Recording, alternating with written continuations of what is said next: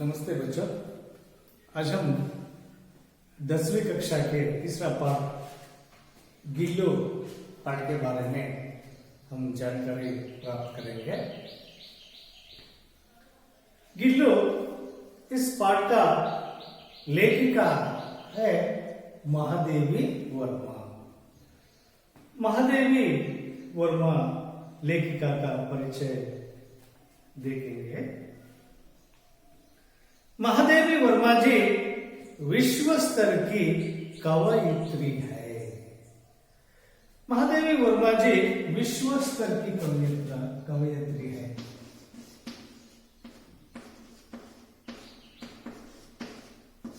विश्व स्तर की कवयित्री के रूप में महादेवी वर्मा जी का नाम प्रसिद्ध है। उन्हें आधुनिक मीरा भी कहा जाता है। महादेवी वर्मा जी को आधुनिक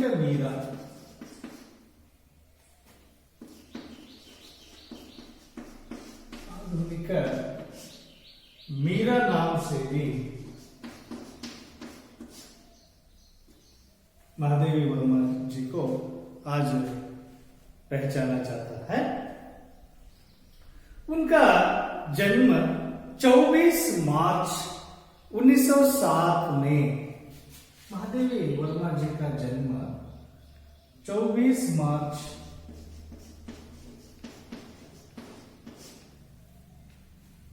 1907 में फर्रुखाबाद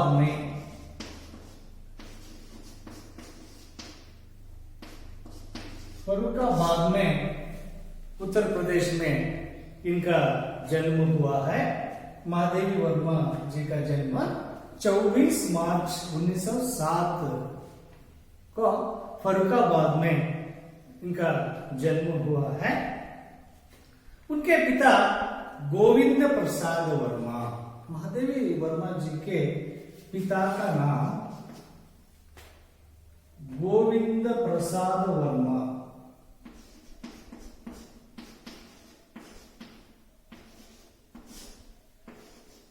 गोविंद प्रसाद वर्मा और माता हेमरानी। माता का नाम हेमरानी।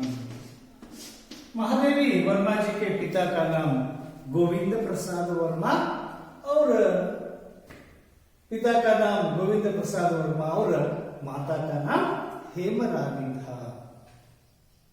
हेमरानी माता ने महादेवी वर्मा जी को कहा जाता है वे बाल्यकाल से ही महाभारत और रामायण के कथाओं को सुनाती रहती थी।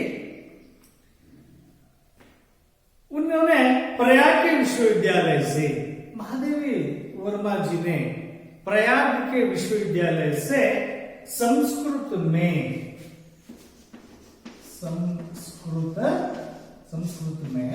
इन्होंने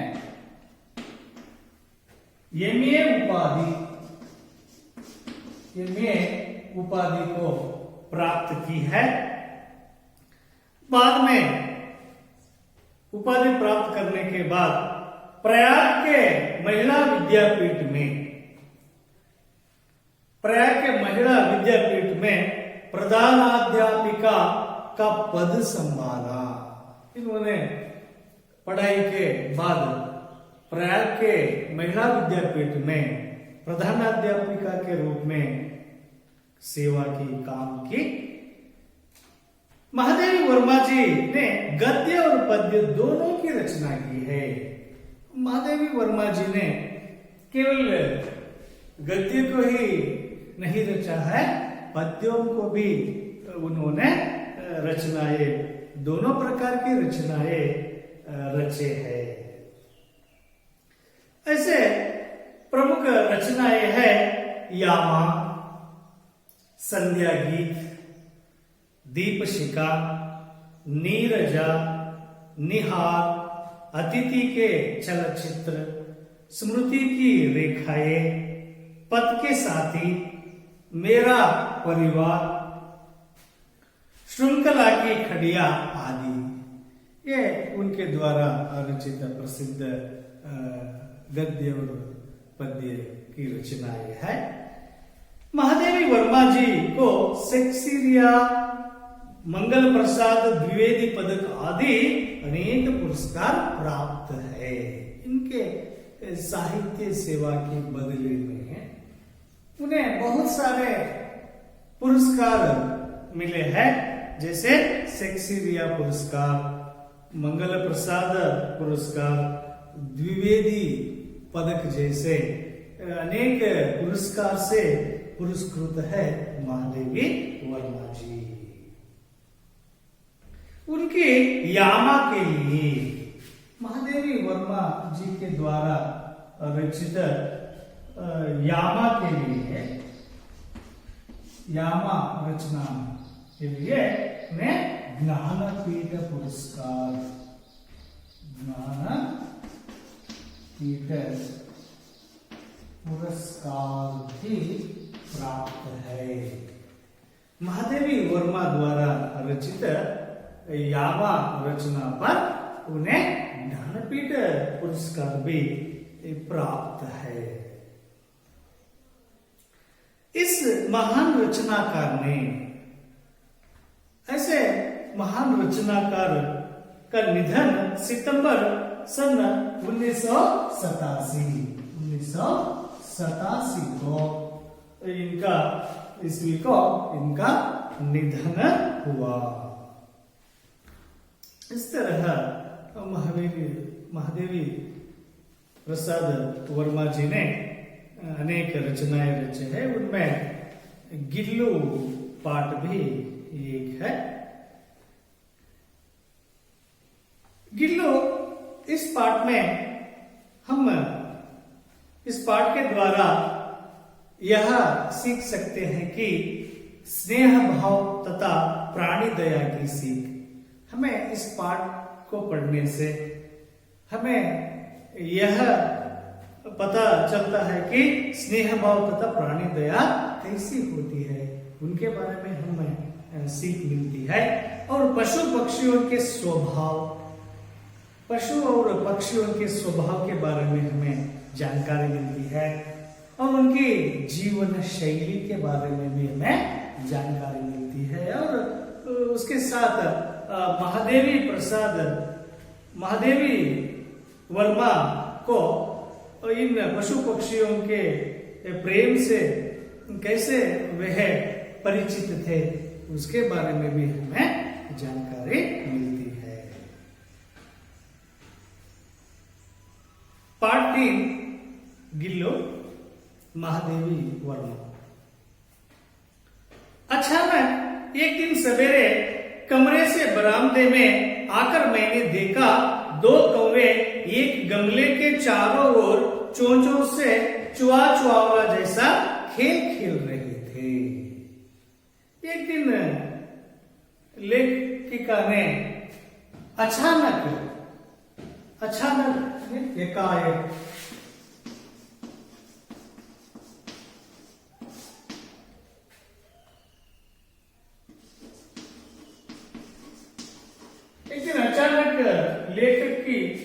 लेखिका ने बाहर आई। सवेरे था, कमरे से बरामदे में आकर, बरामदे घर के बाहर का भाग को हम बरामदे कहते हैं। बरामदे में आकर लेखिका ने देखा कौवे एक गमले के चारों ओर, एक गमले के चारों ओर चुआचुआवा जैसा खेल खेल रहे हैं। चुआचुआवा जैसा गमले के ओर कौवे खेल खेल रहे हैं। यह खेल को देखा, लेखिका ने देखा और सोचा और कहा, यह काकभूषुंडी भी विचित्र पक्षी है। यह काकभूषुंडी एक विचित्र पक्षी है, एक साथ समाधारित। यह एक साथ यह पक्षी एक साथ समाधारित अनाधारित अति सम्मानित अति अवमानित पक्षी है। ये काका भूषुंडीकर काक के बारे में, कौवे के बारे में कहती है। काका भूषुंडी का होता है काक। पुराण के कथाओं में कौवे को पक्षियों के राजा मानते हैं, इसलिए वह काका भूषुंडी शब्द को लिया है लेखिका ने। लेखिका काका भूषुंडी के बारे में इस तरह सोचती है और मन में ही ये गौरव और अगौरव दोनों भी पाने वाला पक्षी है। हमारे बेचारे पुरखे बुजुर्ग,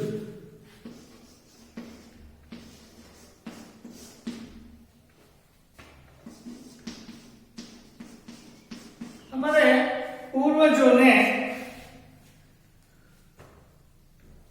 गरुड़ के रूप में आ सकते हैं, वे गरुड़ के रूप में भी आ सकते हैं, न मयूर के न हंसा के।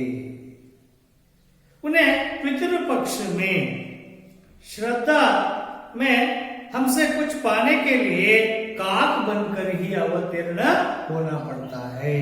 पितृपक्ष में हमारे पूर्वजों ने काक बनकर ही हमें, काक के रूप में ही वे अवतीर्ण होते हैं।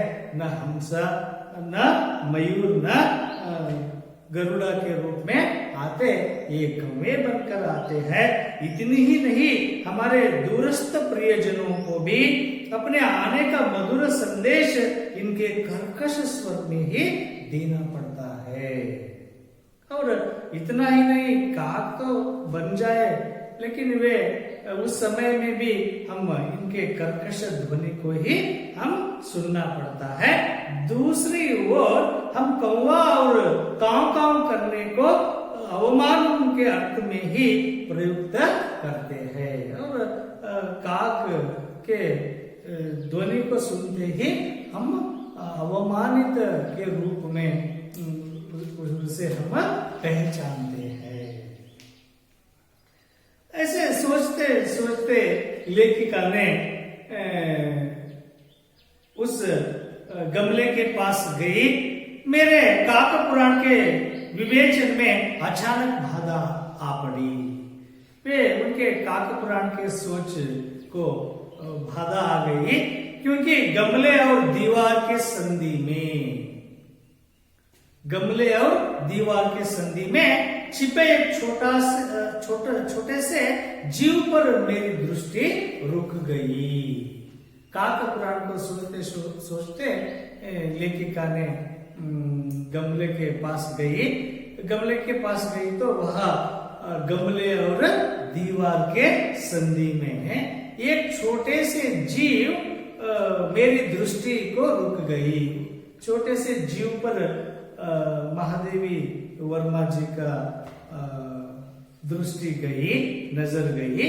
तो निकट जाकर देखा, और निकट जाकर देखती है लेखिका ने, तो गिलहरी का एक छोटा सा बच्चा है। वह संधि में पड़ा हुआ एक गिलहरी का छोटा बच्चा दिखता है लेखिका को, जो स्वभावतः घोंसले से गिर पड़ा है। स्वभावतः उसने घोंसले से गिर पड़ा है। और अब कौवे जिसमें सुलभ आहार खोज रहे हैं, इसलिए उस जीव पर ये आक्रमण कर कौवे ने सुलभ आहार खोजने का प्रयत्न कर रहे हैं। इनका जो कांव कांव करने का कारण लेखिका को मालूम हुआ, तो काकद्वय की चोंचों के दो घाव उसे लघु प्राण के लिए बहुत थे, अतः वह निचेष्टा सा गमले से चिपका पड़ा था। काकद्वय, दो कौवे, काकद्वय प्राप्त होता है। काकद्वय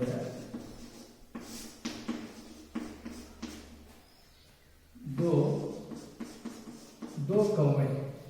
काकत्वय की चोंचों की दो घाव उस लघु प्राण के लिए बहुत थे। चोंचो पक्षियों के अग्रभाग को हम चोंचो कहते हैं।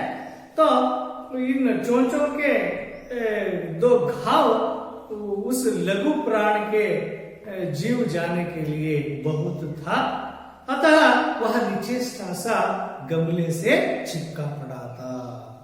वे निचेष्टा सा डरते हुए वह चिपके से वह पड़ा था। लेखिका उसे जाकर देखी तो सबने कहा। उसी समय आसपास के लोग भी आए, आकर लेखिका के साथ वे भी उस गिल्लू के बच्चे को देख रहे थे। तो सबने कहा, आसपास के लोग ने कहा, कौवे की चोंच का घाव लगने के बाद, कौवे के चोंच के घाव लगने के बाद यह बच नहीं सकता, यह गिलहरी का बच्चा नहीं बच सकता, अतः इसे ऐसे ही रहने दिया जाए। महादेवी वर्मा जी, इसे ऐसे ही रहने दो, ये बच नहीं सकता है कर सब लोगों ने कहने लगे। लेकिन लेखिका का मन, परंतु महादेवी वर्मा जी का मन नहीं माना। उसे हौले से उठाकर, उस गिलहरी के बच्चे को हौले से उठाकर अपने कमरे में लाई। उस गिलहरी के बच्चे को अपने कमरे में लाई, फिर रुई से रक्त पोंछकर उस लघु जीव पर कौवे के चोंचों के घावों से जो रक्त निकल रहा था, उसे उन सभी रक्तों को रुई से पोंछकर घावों पर पेनिसिलिन का मरहम लगाया। पेनिसिलिन का मरहम का होता है औषध।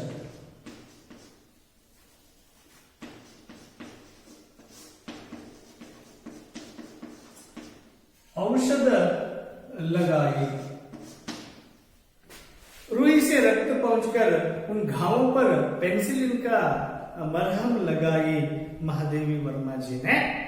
कई घंटों के उपचार के उपरांत और कई घंटे तक गिलहरी के बच्चे का उपचार किया। उसके उपरांत उसके मुंह में एक बूंद पानी टपकाया जा सका। उपचार करने के बाद कुछ घंटे के बाद उसके मुंह में पानी टपकाया गया। तीसरे दिन वह इतना अच्छा, तीसरे दिन वह गिलहरी का बच्चा इतने अच्छा और अस्वस्थ हो गया कि मेरी उंगली अपने दो नन्हे पंजों से पकड़कर, तीन दिन के बाद वे इतने स्वस्थ हो गया कि वे लेखिका के उंगलियों को पकड़कर नीले कांच के मोतियों जैसे आंखों से, नीले कांच के मोतियों के आंखों से इधर उधर देखने लगा। वह इधर उधर देखने लगा। इस तरह बहुत जल्दी ही वे स्वस्थ हो गया गिलहरी का बच्चा। 3-4 मास में उसके स्निग्ध रोए, 3-4 मास में उसके स्निग्ध रोए, जब्बेदार पूंछ और चंचल चमकीले आंखें सबको विस्मित करने लगी। उनके आंखें, उनके पूंछ, उनके स्निग्ध रोए सभी ने उनके घर वालों को बहुत विस्मित करने लगी। तो सभी उनके घर वालों ने मिलकर उसे गिल्लू कहकर बुलाने लगे। उस गिलहरी के बच्चे को घर वालों ने सभी गिल्लू कहकर उसे बुलाने लगे। उनका नामकरण भी गिल्लू कर हुआ। मैंने फूल रखने की एक हल्की डलिया में, बाद में लेखिका ने उसे एक घर में ही एक गिल्लू का घर बनाकर दे दिया। एक हल्की डलिया में रुई बिछाई उस डलिया में, उसे तार से खिड़की पर लटका दिया। एक तार से उस डलिया को खिड़की पर लटका दिया। 2 वर्ष वही गिल्लू का घर रहा। इस तरह वह गिल्लू का 2 वर्ष वही उनका घर रहा। वह स्वयं हिलकर अपने घर में झूलता और अपने कांच के मनकों से आंखों से कमरे के भीतर और खिड़की से बाहर न जाने क्या देखता समझता रहता। उस झूले में वे झूलता रहा और बाहर और अंदर देखता रहता था गिल्लू। परंतु उसकी समझदारी और कार्यकलाप पर सबको आश्चर्य होता था। उनके कार्यकलाप और समझदारी पर सभी को चकित होना पड़ता था। इतने इस तरह उन्होंने घर के लोगों से बहुत अच्छी तरह से रहता था। जब मैं लिखने बैठती, लेखिका ने लिखने के लिए बैठती थी, तब अपनी ओर मेरा ध्यान आकर्षित करने के लिए लेखिका ने जो समय मिलता है उस समय में लिखने के लिए बैठती, तो वे गिलहरी का बच्चा गिल्लू लेखिका को आकर्षित करने के लिए इतनी तीव्र इच्छा होती थी, उसे इतनी तीव्र इच्छा होती थी कि उसने एक अच्छा उपाय खोज निकाला। गिल्लू ने एक अच्छा उपाय खोजा। वह मेरे पैर तक आकर, लेखिका लिखने के लिए बैठती तो गिलहरी का बच्चा गिल्लू लेखिका के पैर तक आता और सर से पर्दे पर चढ़ जाता। लेखिका के पैर तक आकर सर से पर्दे पर चढ़ जाता था और फिर उसी तेजी से उतरता। जिस तरह वे पहली बार आता उसी तेजी में ही बार बार लेखिका के पैर तक आता और सर से पर्दे पर चढ़कर बैठ जाता। गिल्लू के इस प्रकार दौड़ने का क्रम तब तक चलता ही रहता था जब तक मैं उसे पकड़ने के लिए न उठती थी। लेखिका ने उठकर उसे कब तक नहीं पकड़ती, तब तक गिल्लू ने लेखिका के पैर तक आता, सर से चढ़कर जाता था। इस तरह निरंतर करता रहता था। कभी मैं गिल्लू को पकड़कर एक लंबे लिफाफे में इस प्रकार रख देती थी कि यह ऐसा सताया करता। तो लेखिका ने गिल्लू को कभी कभी उसे पकड़ती और एक लंबे लिफाफे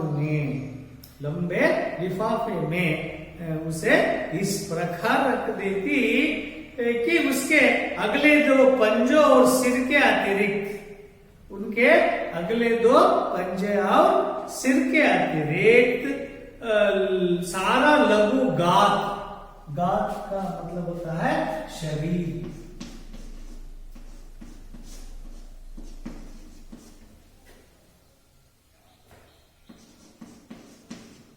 उनके पंजे और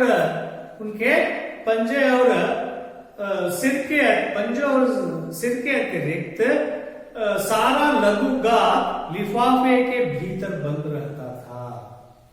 जो गिल्लू बहुत सताया करता तो लेखिका को, वे महादेवी वर्मा को, तो वह ऐसा कर डालती थी कि कभी कभी उसे पकड़कर एक लंबे लिफाफे में डाल देती, ऐसे डाल देती कि उसका पंजे और सिर ही बाहर निकलता था, शरीर अंदर ही रहता था, उस तरह उसे रख देती थी।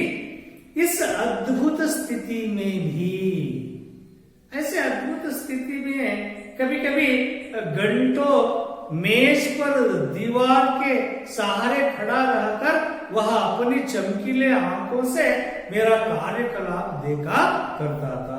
इसी स्थिति में रखती तो भी, फिर भी उन्होंने मेरी ओर मेरे कार्यकलापों को वे देखता ही रहता था।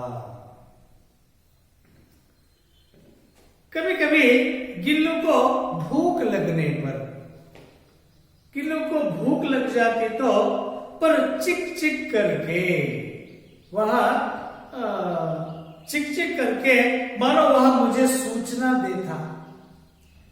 गिल्लू चिक चिक कर महादेवी वर्मा जी को सूचना देता था क्या, और काजू या बिस्कुट मिल जाने पर चिक चिक कर कहा दिया तो गिल्लू लेखिका को मालूम हो जाता था कि उसे अभी भूख लग गई है कर पता चल जाता था। तो लेखिका ने, महादेवी वर्मा जी ने उसे काजू या बिस्कुट देती थी। मिल जाने पर उसी स्थिति में लिफाफे से बाहर वाले पंजों से पकड़कर उसे कुतरता रहता था, वह चुप रह जाता था। फिर गिल्लू के जीवन का प्रथम वसंत आया। इस तरह दिन बीता और प्रथम वसंत आया। बाहर की गिलहरियां खिड़की की जाली के पास, बाहर की गिलहरियां खिड़की के जाली के पास आकर चिक चिक करके न जाने क्या क्या कहने लगी। दिन निकले, गिल्लू भी बड़ा होता आया, तो उसी समय उनका चीख सुनकर दूसरे बाहर के जो गिलहरियां खिड़की के जाले के पास आकर चिक चिक कर करने लगी तो लेखिका ने समझा गिल्लू को जाली के पास बैठकर अपनेपन से बाहर जानते देखकर मुझे लगा कि इसे मुक्त करना आवश्यक है। यह अन्य गिलहरियों को भी देखकर, लेखिका को भी देखकर वे बाहर जाना चाहता था। तो लेखिका ने सोचा इसे मुक्त करना अवश्य है कर समझा और उसे मुक्त करने को सोचा। मैंने किले निकालकर, सोचकर लेखिका ने लिफाफे के किले निकाली और जाली का एक कोना खोल दिया, जो उसे बंद कर रखी थी उस कोने को खोल दिया। और इस मार्ग से गिल्लू ने बाहर जाने पर सचमुच ही मुक्त की सांस ली। गिल्लू इस तरह बाहर जाने पर मुक्त की सांस ली। इतने छोटे जीव को घर में पले कुत्ते बिल्लियों से बचाना भी एक समस्या ही थी। ऐसे एक छोटे से जीव गिलहरी को लेखिका के, महादेवी वर्मा जी के घर में जो पले कुत्ते थे, उनसे बचाना भी बहुत मुश्किल था लेखिका को। मेरे कमरे से बाहर जाने पर वही भी खिड़की की खुली जाली की राह बहाकर बाहर चला जाता और दिन भर गिलहरियों के झुंडे का नेता बना। वे उनसे पहले कुत्ते बिल्लियों से भी बचाकर सुरक्षित रूप से घर पे रखी थी। बाद में गिलहरी बाहर गई गिल्लो और सभी गिलहरियों से खेलता रहा और उन गिलहरियों का नेता भी बन गया। वे हर डाल पर उछलता कूदता, सभी गिलहरियों के साथ उछलता कूदता रहता था, खेलता रहता था।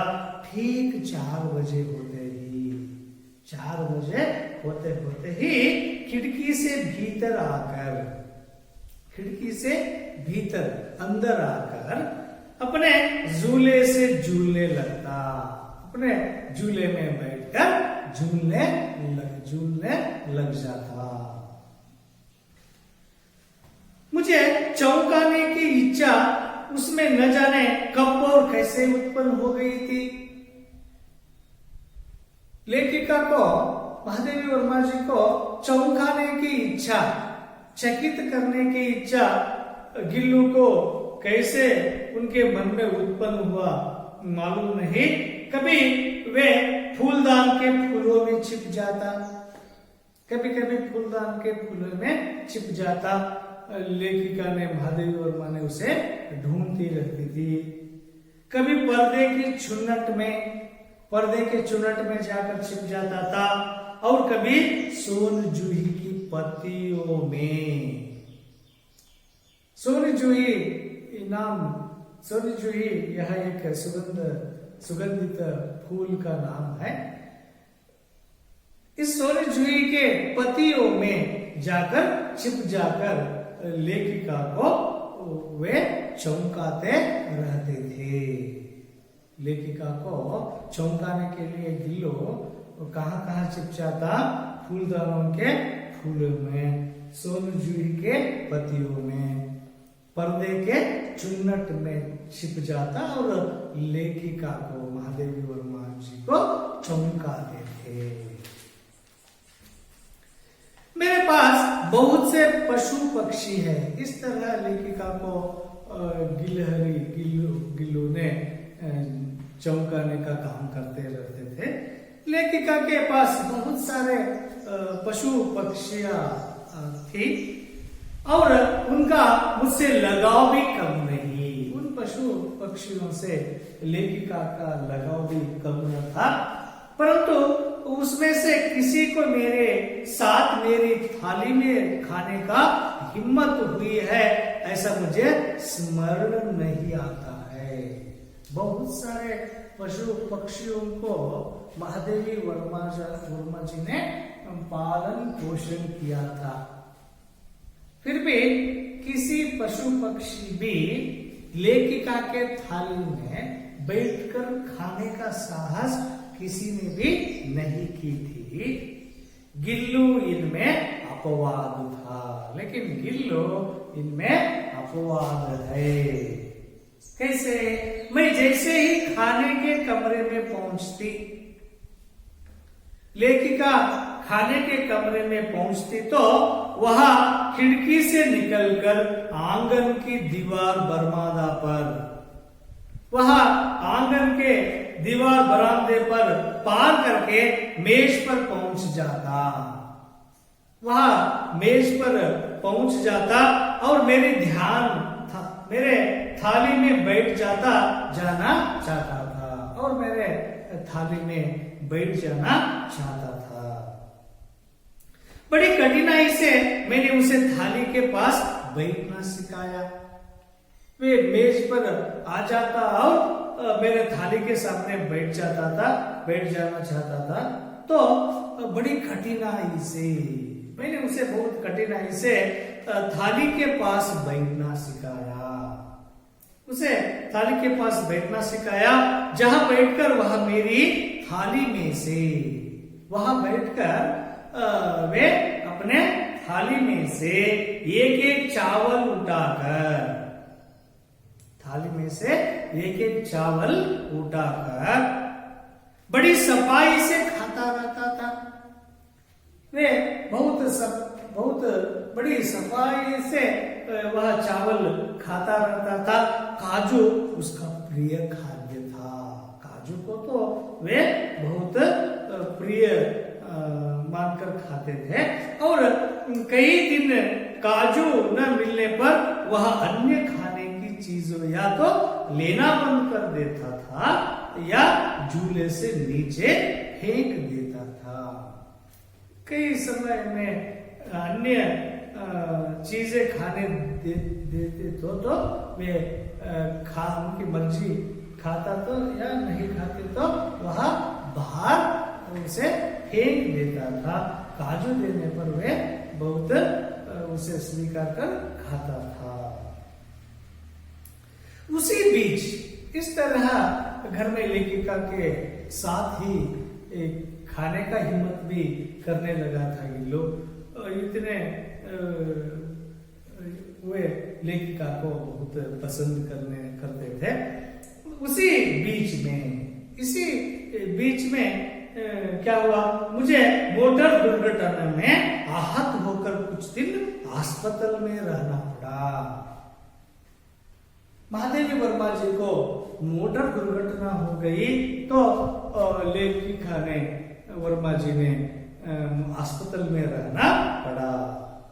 उन दिनों जब मेरे कमरे का दरवाजा खोला जाता, जब मैंने अस्पताल में रहती थी तो मेरे कमरे का दरवाजा खोला जाता, गिल्लू अपने झूले से उतरकर दौड़ता।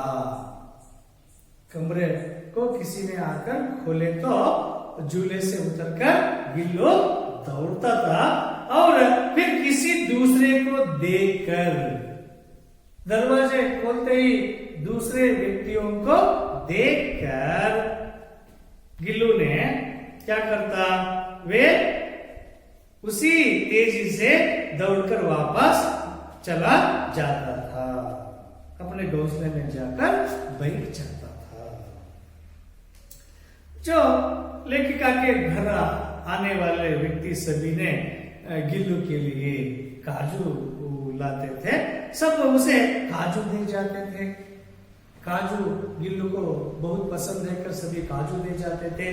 परंतु अस्पताल से लौटकर जब मैंने उसके झूले की सफाई की तो उसमें काजू भरे मिले। इस तरह लोग काजू दे जाते थे। बाद में लेखिका ने स्वस्थ होकर अस्पताल से लौटी, घर में आई और कमरे में जाकर गिल्लू के झूले की सफाई की। उस सफाई करते समय लेखिका को मालूम हुआ कि वह झूले में बहुत सारे काजू थे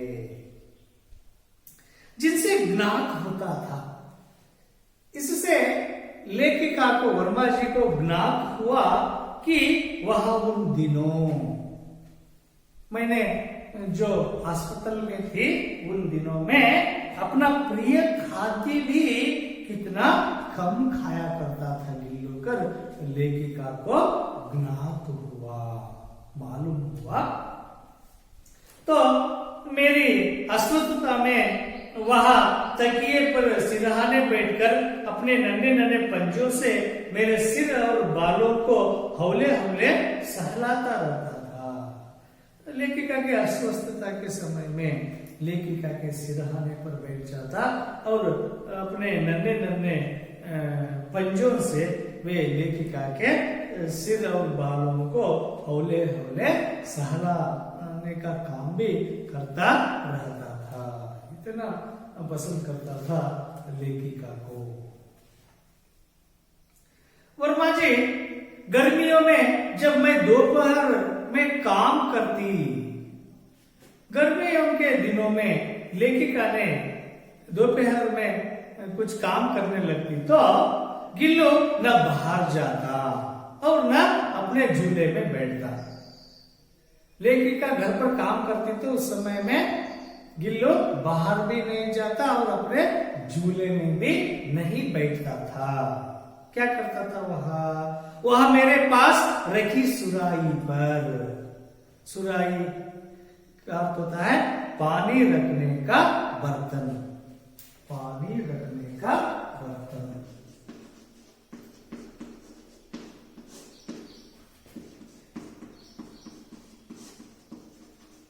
पानी रखने के बर्तन के पास आता, लेट जाता था और उस पर लेट जाता और इस प्रकार समीप भी रहता। इस तरह वे लेखिका के, वर्मा जी के पास भी रहता था और ठंडक में भी रहता था। वह सुराही के पास रहने से उसे ठंडक भी मिलता था। इसलिए लेखिका जब दोपहर घर में काम करते समय वे लेखिका के पास ही घर पे रहना चाहता था। इतना पसंद करता था लेखिका को, वर्मा जी को। गिलहरियों के जीवनावधि 2 वर्ष से अधिक नहीं होती है। कि सामान्यतः गिलहरियों का जीवनावधि 2 वर्ष ही होता है। अतः गिल्लू की जीवन यात्रा अंत आ ही गया। गिलहरी का जीवन यात्रा अंत आ ही गया तो दिन भर उसने न कुछ खाया। उस दिन, उन दिनों में वे कुछ न खाया और न वहां बाहर गया। उनके अंतिम दिन आ ही गए। उन अंतिम दिनों में एक दिन तो वे बाहर भी नहीं गए और कुछ खाना भी नहीं खाया। पंजे इतने ठंडे हो रहे थे, उनके पंजे इतने ठंडे हो रहे थे कि मैंने जाग कर हीटर चलाया। लेखिका ने जागा और उसके पंजों को हीटर से जलाया, उसे उष्णता देने का प्रयत्न किया। लेखिका ने गिल्लू को उष्णता देकर बचाने का काम किया। तो फिर भी, परंतु प्रभात की प्रथम किरण के साथ ही, प्रभात की प्रथम किरण के साथ ही वह चिर निद्रा में सो गया। लेकिन वे नहीं बच सका। सुबह होते ही, होने से पहले ही उनका निधन, मृत्यु हो गई। वह चिर निद्रा में सो गया। उसका झूला, बाद में उसका झूला उतार कर रख दिया गया। गिल्लू को रहने के लिए जो झूला लटका ही थी, लेखिका ने उस झूले को उतारे और खिड़की की जाली बंद कर दी गई और बाहर जाने के लिए खिड़की की जाली को खोल रखी थी महादेवी वर्मा जी ने। वह को उसे को भी बंद कर दिया। और परंतु गिलहरी की नई पीढ़ी जाली के उस पार चिक चिक करती ही रहती थी। लेकिन जाली बंद करने के बाद ही गिल्लू अंदर है कर समझकर बाहर की गिलहरियों ने चिक चिक कर गिल्लू को बुला दी थी। तो और सोनी जूही खिलती ही रहती है। और सोनी जूही खिलती रही। सोनी जूही की लता के नीचे, सोनी जूही की रूप में मुझे बाद में वो गिल्लू रहा। सोनी जूही की लता के नीचे गिल्लू की समाधि है। मैंने उसे सोनी जूही लता के नीचे ही उसका समाधि की थी, क्योंकि वह उस फूल में उस पत्तियों में जाकर बहुत खेलता रहता था, इसलिए वहां उनकी समाधि की। इसलिए भी कि उसे वह लता सबसे अधिक प्रिय थी और सोनी जूही लता तो को उसे बहुत प्रिय था। इसलिए मैं सोनी जूही लता के नीचे ही उसका समाधि की थी। इसलिए भी कि उस लघु गात का किसी वासंती दिन जूही के पीताभ छोटे फूल के रूप में खिल जाने का विश्वास मुझे संतोष देता है। वे सोनी जूही में जो फूल खिलता है, उस फूल में ही मैं गिल्लू को देखना चाहती थी। फिर लेखकी इस तरह गिल्लू को बचाकर उसको पाला पोसा और उसको रक्षा करने का काम किया। धन्यवाद।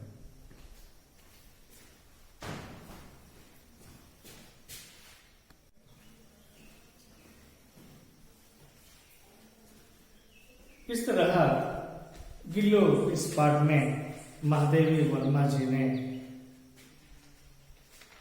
गिलहरी को उन्होंने उस बच्चे को, गिलहरी के बच्चे को बचाई और उनका प्राण को भी रक्षा की और बाद में वह घर का सारा दुल्हा बना और पूरे 2 वर्ष उनके जीवनावधि तक रहकर वे चिरनिद्रा में सो गया गिल्लो। इस तरह लेखिका ने बहुत सारे पशु पक्षियों को अपने घर में पाला था और उनसे वे बहुत लगाव भी रखी थी महादेवी वर्मा जी ने। इस तरह महादेवी वर्मा जी ने अपने रचनाओं के साथ साथ और अपने जीवन में जो इन पशु पक्षियों से कुछ भावनाएं उन पशुओं में भी देखी थी, उन जो उनके अनुभवों को इस पाठ में उन्होंने लिखी है। इस तरह हम प्राणियों में भी भावना है, प्राणियों में भी अच्छी व्यवहारिकता होती है कर हम इस पाठ के द्वारा समझते हैं।